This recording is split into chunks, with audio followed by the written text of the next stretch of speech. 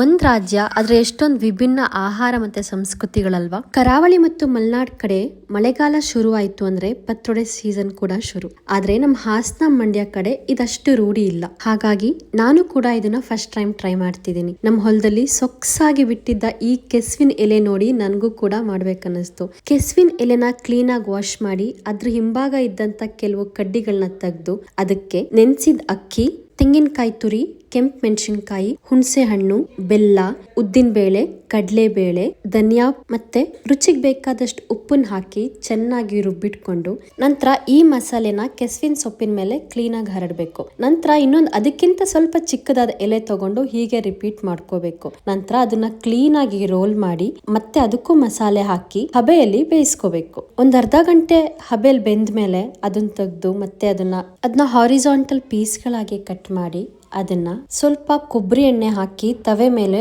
ಎರಡೂ ಬದಿ ಕರೆದ್ರೆ ಅದ್ರ ರುಚಿನೇ ಬೇರೆ. ಆದ್ರೆ ಇನ್ನೊಂದು ವಿಷಯ ಗೊತ್ತಾ, ಈ ಎಲೆಗಳನ್ನ ಸರಿಯಾಗಿ ಬೇಯಿಸ್ತಿದ್ರೆ ಗಂಟ್ಲು ಮತ್ತೆ ನಾಲಿಗೆಯಲ್ಲಿ ಕೆರೆತ ಉಂಟಾಗಬಹುದು. ಅದಕ್ಕೆ ಪತ್ರೊಡೆ ಮಾಡುವಾಗ ಸರಿಯಾದ ವಿಧಾನ ಕೂಡ ತುಂಬಾ ಮುಖ್ಯ. ಆದ್ರೆ ಸರಿಯಾಗಿ ಪತ್ರೊಡೆ ರೆಡಿ ಆದ್ರೆ ರುಚಿ ಜೊತೆಗೆ ಕಬ್ಬಣ, ನಾರಿನಾಂಶ ಮತ್ತು ಹಲವು ಪೋಷಕಾಂಶಗಳು ನೀಡುವ ಮಳೆಗಾಲದ ಸಾಂಪ್ರದಾಯಿಕ ಆಹಾರ ಇದು ಅಂದ್ರೆ ತಪ್ಪಾಗಲ್ಲ. ನೀವು ಪತ್ರೊಡೆ ಯಾವತ್ತಾದ್ರೂ ಮನೇಲಿ ಮಾಡಿದೀರಾ? ಕಮೆಂಟ್ ಸೆಕ್ಷನ್ ಅಲ್ಲಿ ತಿಳಿಸಿ.